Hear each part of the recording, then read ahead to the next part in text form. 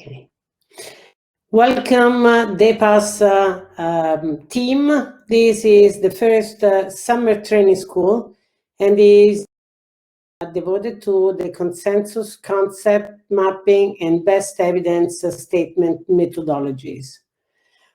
Today, we will have the first session, which is best from the literature, and we try to intercept methodologies and theory.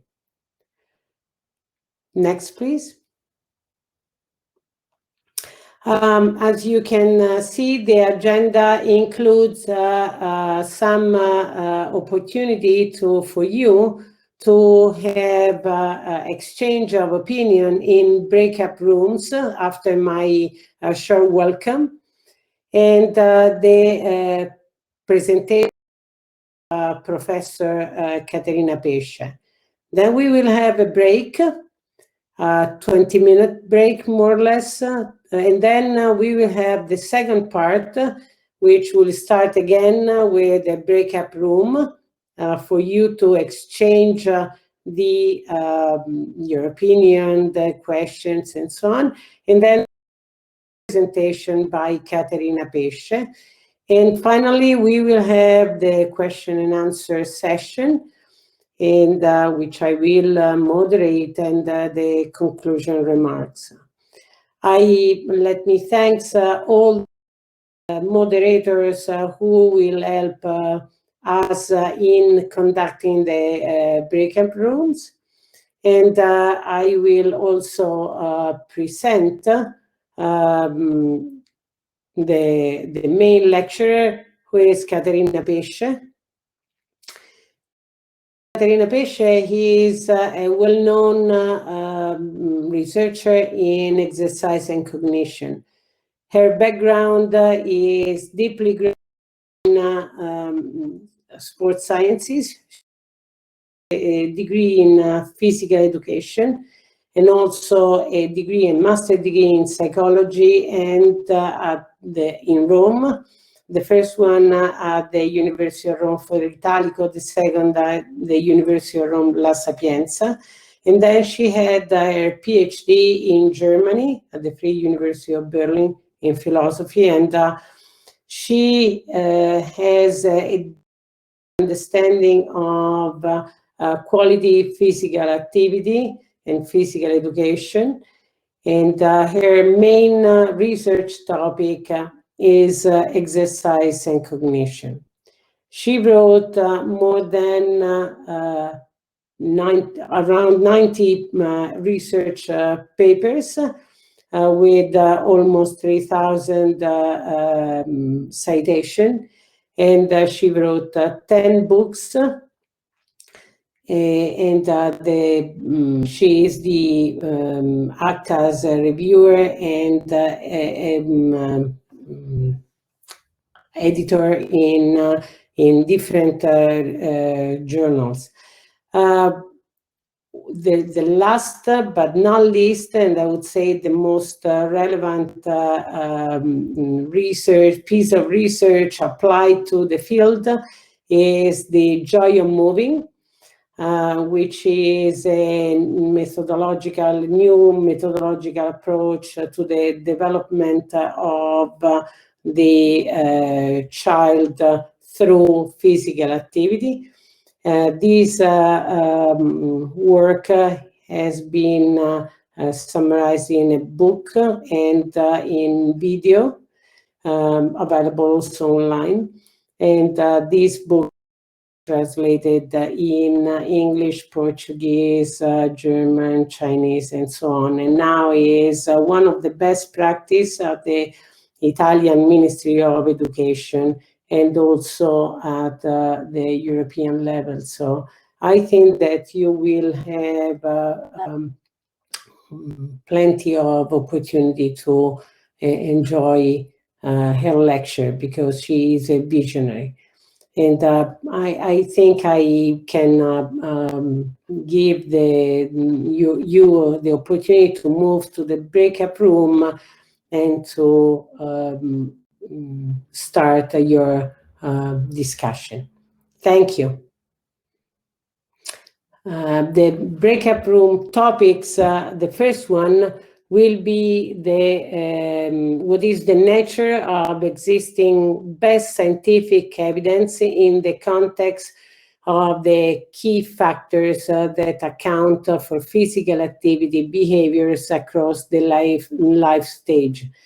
In your discussion, some of the following may be considered research design, method, sampling size, rigor analysis, impact, significance, originality, etc. Many of you have had some experience in this field in different areas, and especially in the DediPAC project. The second topic will be what is the most effective of the second will be what is the most effective approach, which means research design, setting, kind of analysis, and a linkage with existing data sources, questionnaire, interview. This is meant to gather high quality scientific evidence regarding the key factors that account for physical activity behaviors across the lifespan.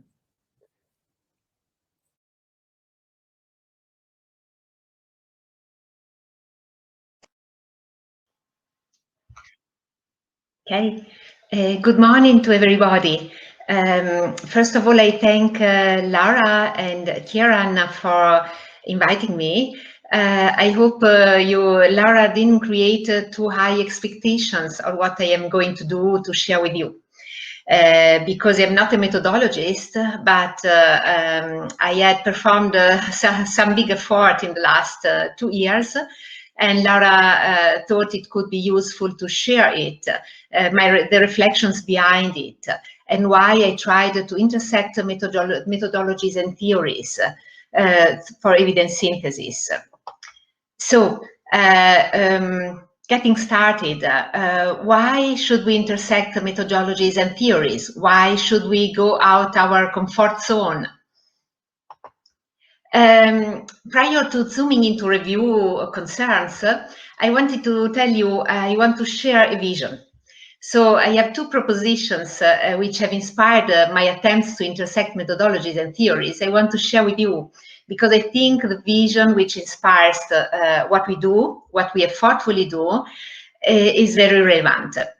So one sentence very clear: if you always do what you always did, you will always get what you always got. So Henry Ford explained out of our comfort zone. Particularly, this is, we should go, what I say to my early career researchers, younger generation, we should go beyond the silo thinking. Because when I created this integrative review, which I have just published and which inspired Kieran and Laura inviting me, one reviewer was very enthusiastic. And he told, yes, it will be a template for future research. So we were very glad.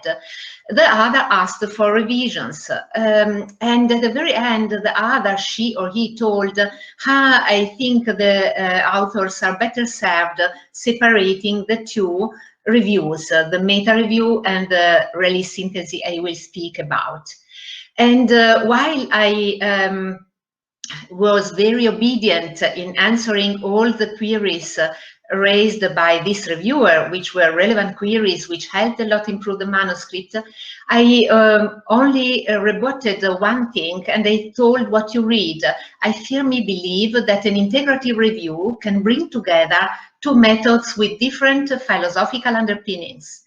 Separating 2 review methods beyond weakening both would reinforce the common habit to couple certain contents with certain methods that often limits the progression of scientific understanding. So we had luck, and also that reviewer agreed that it was really innovative and worthy to be published. So happy end. And now I am speaking about how intersecting data-driven and theory-driven synthesis methods. But another inspiration for my vision, which inspired such an effortful work, is Leonardo da Vinci. Simplicity is the ultimate sophistication. So I encourage my younger generation to go beyond the fragmentary, reductionistic spirit that often dominates science. And I fell in love in the paradigm of complexity of Edgar Morin, who warned us not only about reductionism, but also regarding holism, which we consider better than reductionism. So, according to Edgar Morin, the paradigm of complexity stands as a bold challenge to holism, which seeks explanation at the level of totality, in opposition, of course, to the reductionist paradigm that seeks explanation at the level of elementary components, but also holism arises from the same simplifying principles as the reductionism to which it is opposed, that is, a reduction to the whole. So I think that we must address with an analytic process complexity, and then synthesize complexity, which does not mean having a global approach, but analytic approach and then synthesize complexity, play of determinants, moderators, and maybe the most innovative part for you, the contextualized mechanisms. So this is the vision behind all what I am going to present. And now, first of all, I started traditionally, starting an umbrella for a reign of evidence, that is an umbrella review, a meta review, that is a systematic review of systematic reviews in the search for determinants, moderators, and mediators. You will see that I will skip some, I will switch sometimes from trying to address your area or only marginally, so determinants of physical activity, because it is not my major strength, and I will provide you also some examples as regards how I concretely proceeded in my own review, which regarded the effects of physical activity on cognition across the lifespan. Of course, I followed the PRISMA-P protocol, and above all, the additional recommendations for systematic meta-reviews by Hennessy. It was very helpful. And this figure comes from her paper. And we have the usual steps. I address some of them, not because I want to explain you how to perform a meta-review. Most of you will surely know it. But because I encountered some problems, and these problems generated in me the search for solutions, and the solutions transitioned me to complement it with a theory-driven approach. So let's see. Formulating meta review, it seems simple, but indeed it is the most complicated part, not so time consuming, but to formulate meta reviews, as Robinson says, we need 3 steps. First, identification of the reasons for research gaps, then the characterizations of these research gaps, and then the definition of how to address them. As regards the first, there may be several reasons for gaps, research gaps. For instance, insufficient or imprecise information, or biased information, and then you can address the study design as moderator to see if unbiased literature leads to different conclusions than the whole literature available. Inconsistent results. This is what this was my problem in chronic exercise and cognition research, where I have some expertise. Or not the right information. Maybe some information on population and settings is missing or not properly reported. For instance, I found a lack of attention to the context. But coming back to inconsistent results, so in my own area, I saw that there was a rising amount of publications, and then the reviews started to come to inconsistent conclusions. We have to ask why. For instance, in 2016, there was the first position stand of the American College of Sports Medicine on exercise and cognition in children. So a relevant paper. And the conclusions were positive conclusions. And of course, a call for mechanisms and strategies to translation theory into practice, because evidence into practice, because very often you see in the conclusions at the very end, and then we need to transition this into practice. But this is not a small step, and it is, of course, it remains there without being fulfilled. But 2 years later, a big group of seniors in the field, like I belong to, unfortunately I belong to because I'm senior, I'm old, I'm getting older. And in this group, there are also big persons who belonged to the other articles, so as Charles Hillman, Phil Tomporowski, Jennifer Etnier, but the conclusions were inconclusive. So when my friend and colleague Amita Singh, the first author, decided to compare the outcomes of overall primary studies and separately the studies with high quality, we came to inconclusive conclusions. And also we called for mediating mechanisms. How may we, the same authors, in the distance of 2 years, come to different conclusions? I think a problem to find out why these different conclusions and how to move toward the research gaps which might explain and bring us further on this topic. I think it is important to give a meta-review some soul. So in this meta-review of mine, I found thousands and thousands reviews. Then I identified almost 200 reviews to be screened full text. And then I selected 90 reviews from which I extracted the data. So I had the possibility to read attentively an enormous amount of reviews. And I must say that I was disappointed because many of them looked like, okay, completely data-driven, so let's see at the state of the art, or where is the part where I can find something, or even worse, okay, my doctoral student has a research and first she can publish a systematic review so he can understand the state of the art. But I didn't find really a soul. I think that to formulate a meta-review, point 2, we must characterize the research gaps. And so using tools, before using those tools to find and select the reviews, to define how to find and select reviews, we need to use these tools to identify the research gaps. So I encountered several types of tools. I show only a few of them, the well-known PICO or PICOS, so where you identify population, intervention. So my review was mainly the first part on intervention studies, so randomized control trials.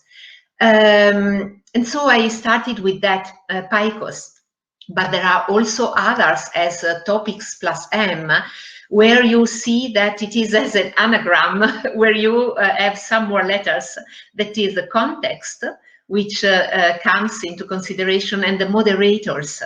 So you can also check for the context and moderators at the data extraction level, but you can already consider it in the selection of reviews, for instance.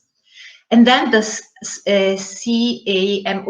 CIMO, this is very useful for us for the second part, for the theoretical part, because it addresses context and mechanisms in an intertwined manner, so it is relevant for us. But then we can also look at several tools for qualitative or mixed methods research, as the SPIDER, where they speak of setting more broadly, phenomena of interest, because they say there might not be clear objective outcomes in qualitative research, evaluation and research type encompassing qualitative and quantitative research. So for me, it was a problem also to reflect on what tools to use as early as possible in formulating meta review to understand the research gaps and identify the soul of my review. Moving on, some examples of why, as in my case, discrepancies in conclusions across systematic reviews might be partly due to differences in the selection of what I've spoken just in the previous slide of the population, intervention, comparator, outcome, and study design. I provide you some examples in my area. So Adele Diamond is a very big researcher in the area of cognitive neuroscience. Science is one of the best leading neuroscientists, development neurosciences. And she, her interest was for a specific type of cognitive function, executive function. And she addressed what interventions work to improve executive functions very broadly. So not only physical activity, but also cognitive training forms and other programs. And she told, okay, aerobic activity, which had the hype for a while, is not so important to reach the outcomes. But on the other side, very big authors in the exercise and cognition research, Charles Hillman and colleagues, they rebutted her opinion and told, no, you can't distinguish between mindful and mindless physical activity. And they say aerobic activity is very relevant. And then it was the reply of Adele. So unfortunately, I was the reviewer. I say unfortunately because it was not easy to be the punching ball in between.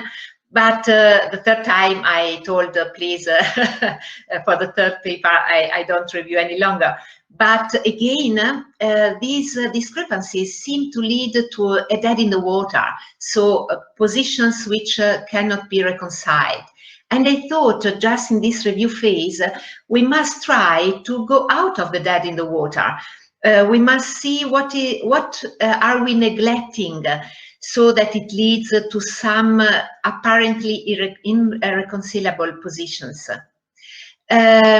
On the other side, it might be that since we cannot review 10,000, 100,000 papers, we narrow some boundaries and we expand on some other boundaries. For instance, Adele Diamond, Charles Hillman had narrowed of an executive functions as an outcome and made it broader, Adele Diamond, as regards the physical activity types, the intervention types.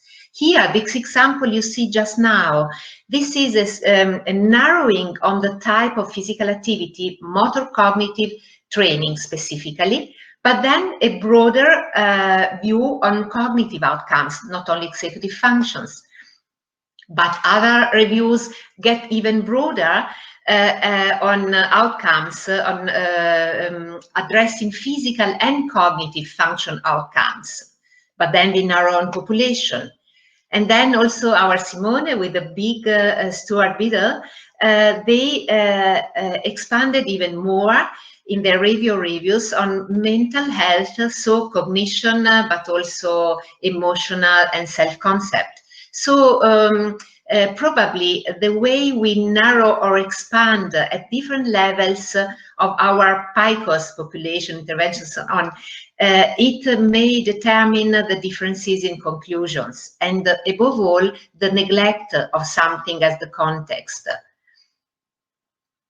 So, in the light of these discrepancies, in these different perspectives with which reviews are performed, and the big neglect I saw in context, I defined how to address these gaps. So the first step was data-driven. I decided to use a systematic meta-review of systematic reviews, and all the primary studies I extracted from the reference list according to my inclusion criteria. Because I wanted to understand why, within a too abundant production of systematic reviews, several have led to diverging conclusions. Because another thing I was observing reading my literature is that there was, before the COVID time, where we had no possibility to make experiments, and so a lot of people started reviews, before that time, there was already a too abundant production of systematic reviews, and they had the feeling that they were reviewing more or less the same primary studies, which were not growing as fast. The second step was a theory-driven approach. I thought that the realist synthesis might be very good to address divergences and assess how interventions in complex situations work, because physical activity, you look for determinants, but physical activity interventions are interventions with a complex implementation chain. And I believe that the realist synthesis, having a look at theory-driven approaches, might allow to untangle the causal web of conditions underlying such complex intervention chains. So I recommend you to complement a meta-review with realist synthesis, because it might be useful to explore the generative mechanism as well of the effects of determinants on physical activity in a contextualized manner, looking at the context. So the question is, how are causal mechanisms shaped and constrained by context? This might be a source of variability which may lead to divergent conclusions and lead to outcomes and conclusions or reviews which are not really useful for policymakers. So this was my thinking behind the formulating meta-review and find and select reviews, giving a soul.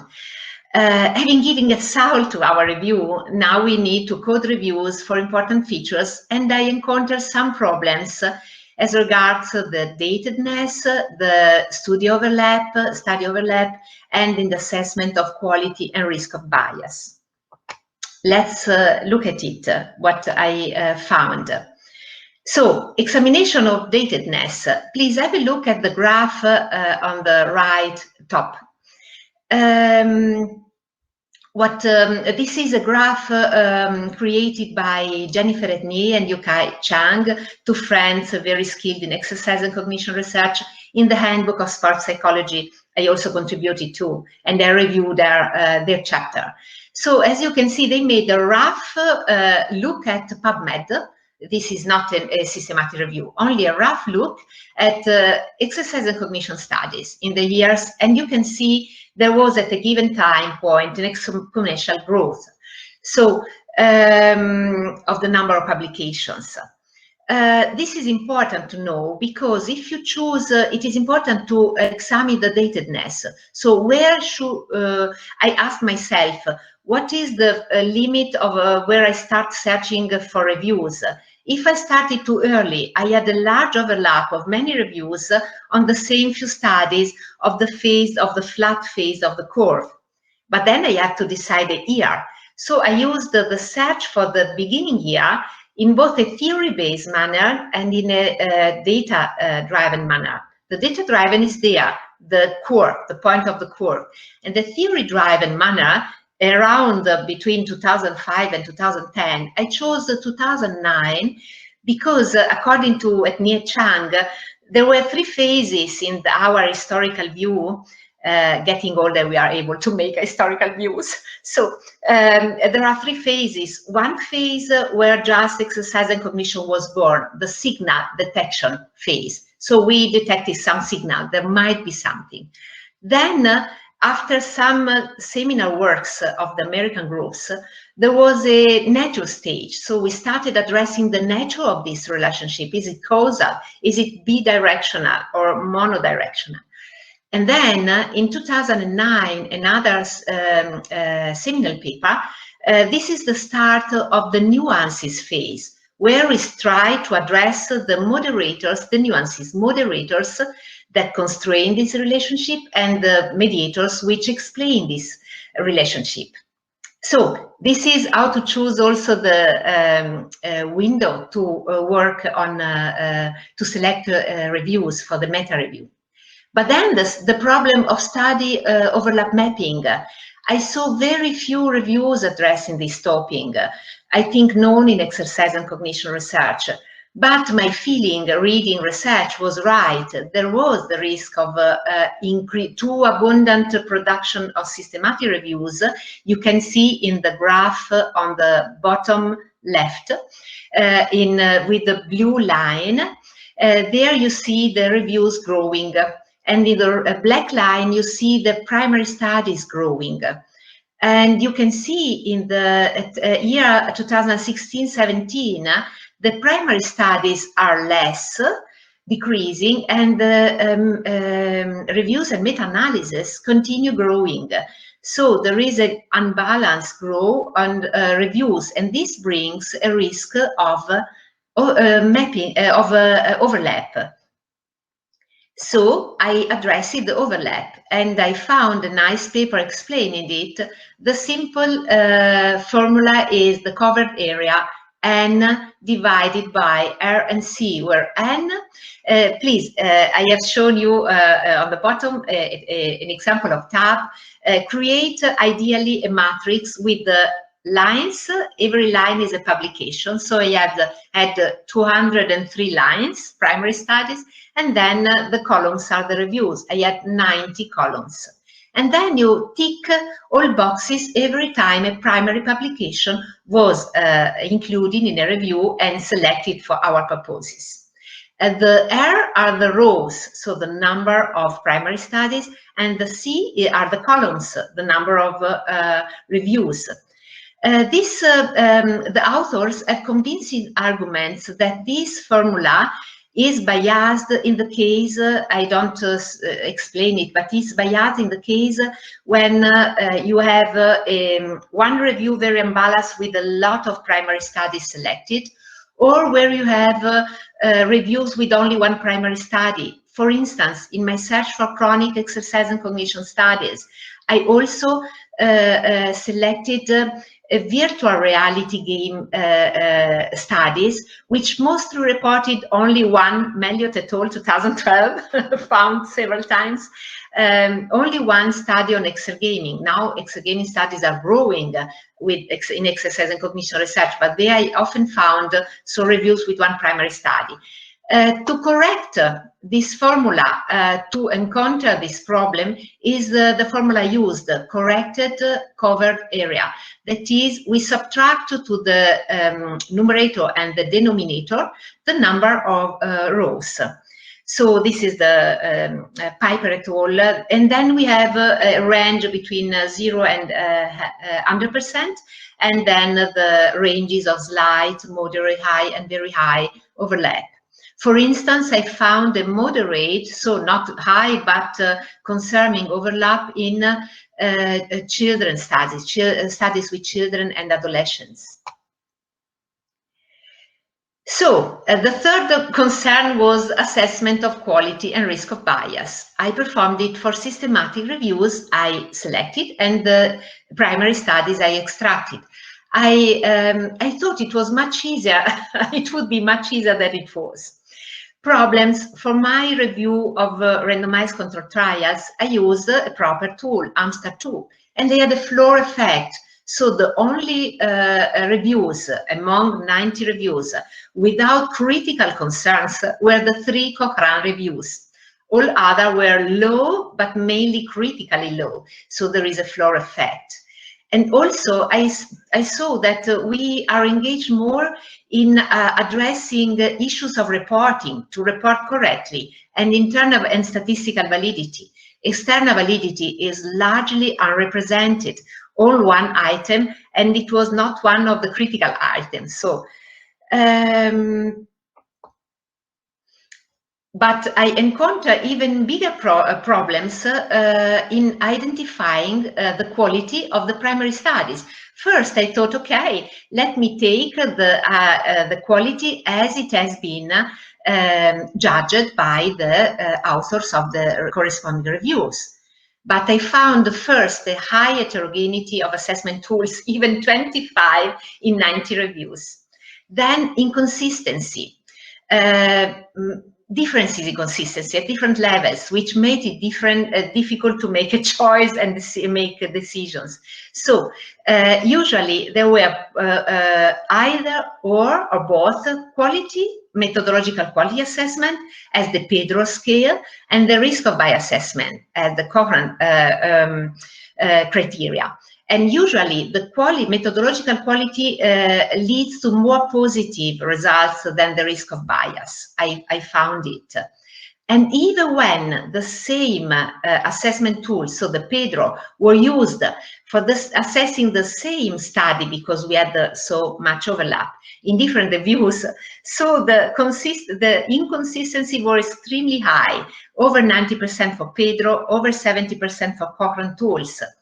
Then the inconsistencies were not very high. So when I decided, okay, I don't look at differences between high, so at least moderate and high quality, or between low and critically low, but I set a threshold of at least moderate quality, then studies which were inconsistently evaluated with the same tools in different reviews were, of course, less, 20% around. But I want to show you the file for you to have an idea. Sorry, one moment. Okay, I make it broader only to have an idea. So these are on the horizontal line, all the reviews, all the 90 reviews. And then I assessed what they had used, and here the several tools, the several items, how many items. And for the same item, sometimes they used the different cutoff values. So really a difficult job to find out a way out. So my way out was I only discriminate primary studies at higher quality or lower quality, beyond or below a threshold of at least moderate quality. And the result was this table. I had 1/3 inconsistent rating, about 1/3, and also I had 1/3 I could qualify as higher quality, 1/3 as lower quality, and then I had 1/3 I couldn't classify, either because the review didn't perform quality assessment, or because they didn't indicate cutoff values for at least moderate quality, or because, for instance, if a primary study was cited in 6 reviews, 3 reviews qualified it as higher quality and 3 as lower quality. So I didn't know. To have a look, closer look. So to have a look of my flex, these are all 203 studies, and for each of them I have the name of the study in the color which is the final color, and then within brackets I indicated the reviews which evaluated them and their inconsistencies. I only give you a flow inside. This is a carnival. This is tragic, but it is a carnival. So it is really not easy. And then when I see in the end of every review the standard conclusion, and we need more high quality studies to move further. So I really am astonished, because we should clarify what high quality is. So, and above all, I didn't find I found very few quality and risk of bias assessment tools which also addressed the context in a reasonable way. So, moving forward to analyze meta-review databases. Of course, our interest was, if we have inconsistent results, there might be heterogeneity, and from the different perspective, the heterogeneity leads to different conclusions. And if there is heterogeneity, there might be moderators which can explain or order this heterogeneity. So I used as moderators the same constructs I used for a selection criteria: participant, the PICOS, participant, intervention, outcome, study level moderators, in which I included both the study design and the type of comparator, and the context level moderators. And then I provided separately the percentages of systematic reviews and meta-analysis addressing the moderators, and systematic meta-reviews suggesting an influence of the moderators, to see what is the mode, what are the moderators which are addressed most, and are they really relevant. Okay, only to have a short look. Of course, identifying moderators is easier in the case of meta-analysis, where you have subgroup analysis, effect sizes, and so on, and statistics. Less clear in subgroup synthesis in qualitative systematic reviews. So I provided percentages both altogether and both separately. And so I could find that, for instance, the type and dose of interventions were largely addressed, and in more than half of the cases were significant moderators. But you can see the paucity of context level moderators at the review level, which is a neglect. And I highlighted the study quality because 90% of the reviews addressed the study quality as a moderator, so comparing higher and lower risk of bias studies and seeing if the outcomes change. But only less than 1/3 of them, 6, found that the study quality significantly moderated the outcomes. So the question then, if it's so difficult to reconcile the quality assessment of different reviews which lead to different conclusions, and also the study quality is not a primary moderator, really the issue of quality and the role of quality must be addressed more carefully in the future. So primary studies, I used the same participant intervention outcome study context level moderators. However, I provide you an example specifically for the physical activity categories that I've used, because it can be relevant for you as well in your look for determinants. So for me, the physical activity was the intervention and the outcome was cognitive. For you, the physical activity is the outcome, but in any case, you need to categorize it. And my thinking was, if I want to look at the complex interplay of the interventions with the context of the determinants, exposure, or interventions with the context, then I wanted to go beyond the usual exercise training parameters, intensity, frequency, duration, and so on. And I wanted something more ecological that may better reflect the physical activity ecologies. So, following Beats et al. Cited on the bottom, I used the categories of expanded, extended, and enhanced physical activity. So I think it is more ecological for both structured and unstructured physical activity.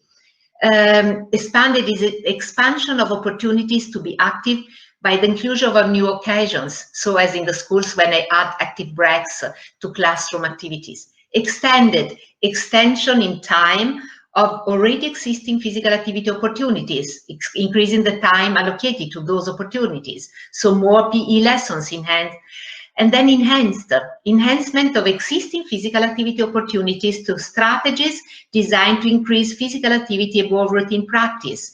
The active time, which is within a physical activity time, is very relevant. So quality physical activity and physical education have a high active time within the physical activity time. So this is only an idea. And then I wanted to show you some how I constructed the data, the results in my table. First of all, I recommend if you look at contexts, the context could vary with age. So physical education, I don't have older individuals, or balance and functional mobility training, I don't have adolescents and young adults, and so on. So I separated, and as you can see, joining the overlap mapping and the consistency and strength of evidence, where strength of evidence is the consistency within higher level, higher quality studies. You can see that in childhood it is only moderate and probable, and the strength of evidence is lower when you look only at high quality studies. and there was also a given overlap. While in the late middle age and adulthood phase age span, the consistency is moderate, but it becomes stronger, convincing when you look only at higher level studies, higher quality studies, and also considering that the overlap is low, so I consider the results in older adults a bit stronger.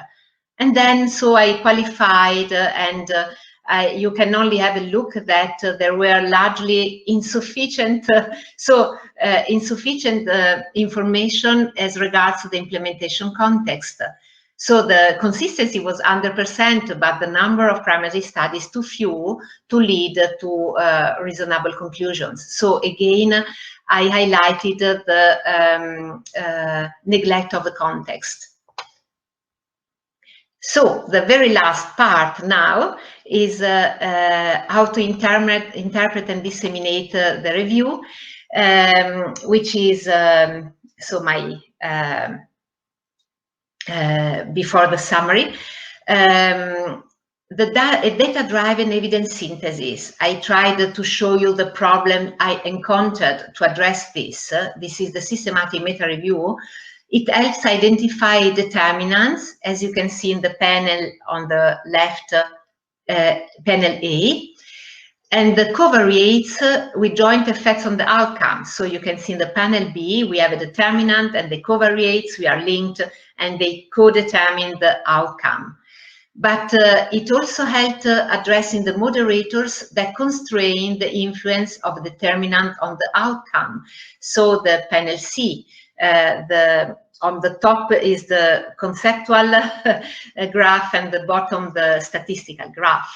But and also we can address mediators that explain the influence of the determinant on the outcome. So the difference between constraining and explaining is not always so easy. But then, for instance, in my review, I saw that moderators were addressed in more than 70% of the cases. Mediators were addressed only in 20% of the cases of the reviews. And when they were addressed mainly only so theoretical, based on piecemeal evidence. So since there is evidence from, in the panel D, from A to B and from B to C, I argue that there is a mediated, not a direct A to C, but also a mediated path, but they did not test it. Or they inferred mediation because they had correlated gains in B and C, so suggesting that there might be a mediation. But I found only 2% of studies truly addressing statistically mediation. So, of course, mediation is still on the road. Moderators are largely addressed, but among the moderators, the individual level moderators prevail. The task moderators intervention types are ongoing and also represented, but the context is neglected.